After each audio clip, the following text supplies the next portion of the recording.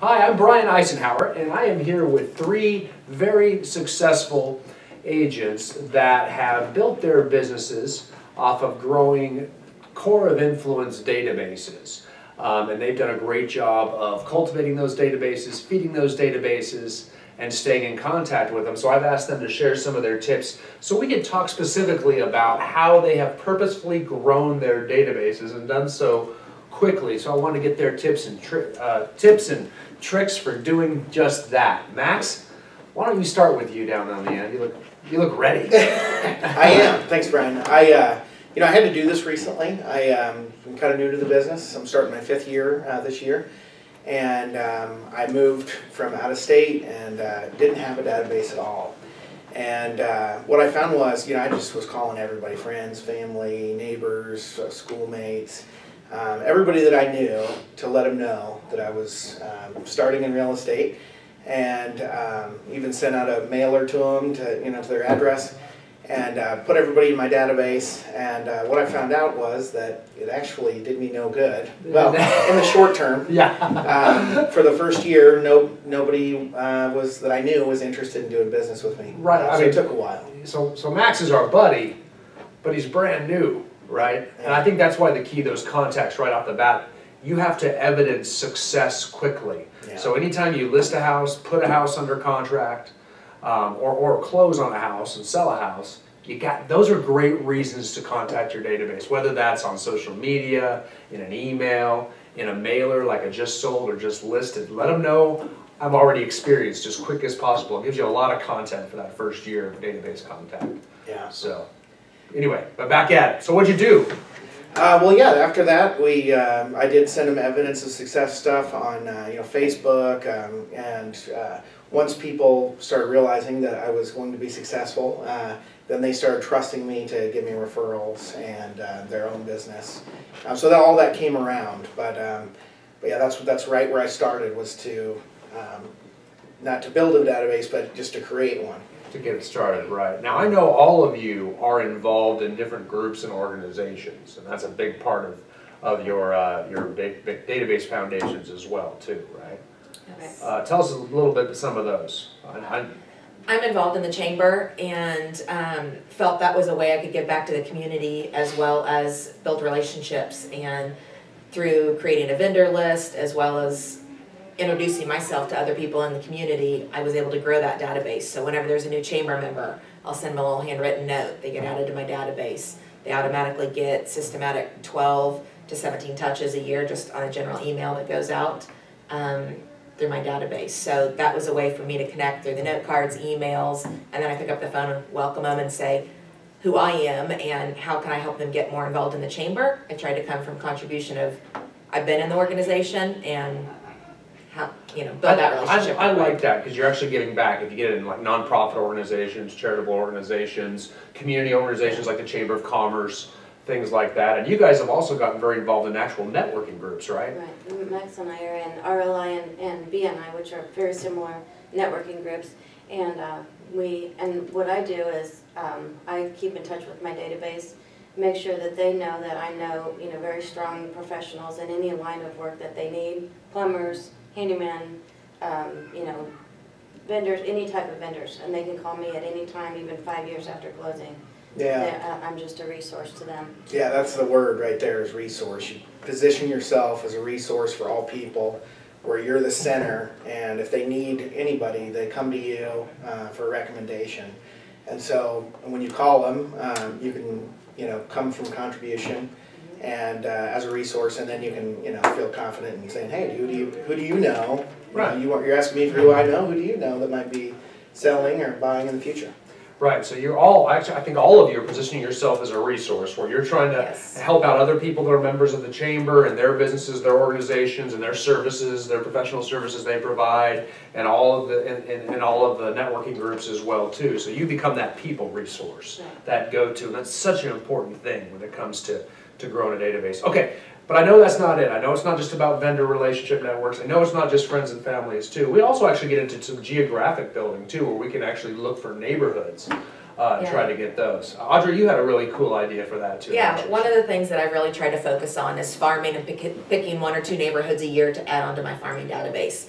And one specific neighborhood this year, I sold 3 homes, and so I thought of, why don't I ask the seller for their neighborhood directory? So that way I got their email address, their cell phone numbers, and I've now implemented that directory into my database and am now touching all of those people in there. I love that. I don't know why I never thought of that one. I mean, you got an HOA, you got a homeowners association directory. They're leaving the neighborhood. They don't need it anymore. Why not just ask them at the very least, could you make a quick copy of it? It's a great way to pick your price point too. It is, yeah, this is my new clientele, yeah. Yeah, I really like that one too. So, great job. I feel crazy I never used that one. So, great job, great job. You have to retype though. You do have to retype, yes, that's right. You're an admin. That's right, yeah. Yes. If you sell as much as Audrey does, you can have someone type for you all day long. Okay, great. So then what else do we do with neighborhoods? Give me some other ideas. I know all of you do some unique things on social media. I was going to say Cole Realty Resources, an outside company that we use to pick the specific neighborhood. You can get their addresses, you can get a home phone number, sometimes cell phone numbers, and that way we can touch, hey, I just listed this property, or I'm doing an open house, would like the neighbors to come by, because it's usually a friend, family member or neighbor that helps you sell the home. So I use that database to target, and then when people are warm or say, oh yeah, we're going to be thinking about selling next year, great, boom, they're automatically added to my database. Okay, so that's Cole, C-O-L-E, Cole Realty Resource. Go to their website. I think you can pay for it if your office doesn't provide it. And you can get the phone numbers of most of the neighbors in any neighborhood. So you prospect out to people you don't know as you're getting in contact with them, you're adding them that way as well too. I like that. What about social media? Yeah, with Facebook, you can create a Facebook page if there is not already one for that neighborhood, a neighborhood page. And if you create the page, the advantage is that you can be an administrator on that page. And the great thing is once it's created, or once you get on there, the page just builds itself. When content gets put on there, you can always provide great content about something that's going on in the neighborhood. And then people find that through Google or whatever, and then they add, they like the page and they get added to it, and the page grows organically. Excellent, I like that too. So you can make much more contacts with new people you haven't met on that page over time too. Adding value again, posting things that that contribute. Hey, there's a group, there's a party, a barbecue party down at the community pool. Snow removal is going to be this day. Trash pickup is delayed this week. Things like that. Always trying to help out. Again, I'm hearing that theme coming from contribution.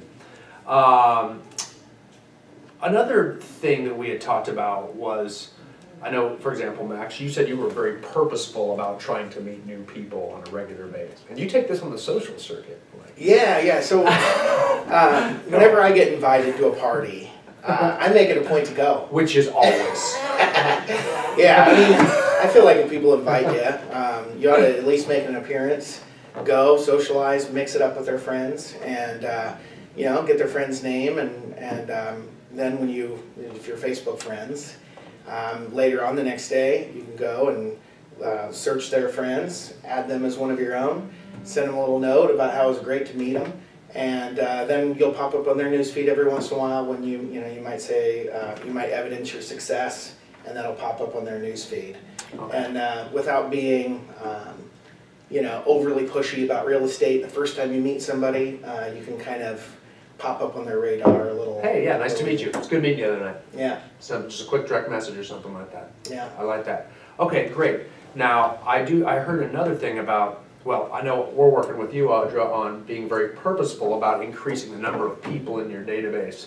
And I love this. I don't know if you love it. Yeah. I really do. Just to focus on having a goal and setting it out to add 5 people per week to the database, whether it's through the chamber, through the neighborhood directories, through Facebook, but searching for 5 people to add that then I can focus and set them up on my different campaigns of touching them and working to get referrals and things. You can do wonders with that. I mean, if you're talking about, if I'm going to purposefully make sure that I add 5 new people, a lot of them will be people you already know that just aren't in your database too.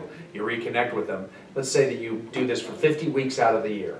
okay? 250 people a year, That's right? 250 new people added to your database. You do that for a few years, you've got quite a book of business built. So. Well, and even if you go back to the Facebook part of it, even reconnecting with people from high school, I mean, it's been 20 plus years, but yet I'm reconnecting with those people and they're now calling me, so I'm adding them and trying to touch from those different groups and lists in Facebook. Okay, I'm gonna show you a trick.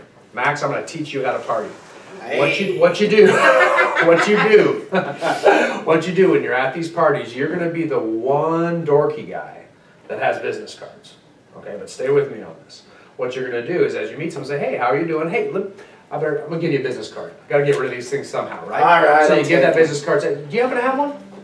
No, Yeah, of course you don't, because you're not a dorky guy like me. Say, hey, no problem, don't worry about it all. I'll make one for you. So then you just quickly pull out your business card, turn it upside down, and say, what was your last name again? How do you spell it? Jones. Great. And what's your best phone number?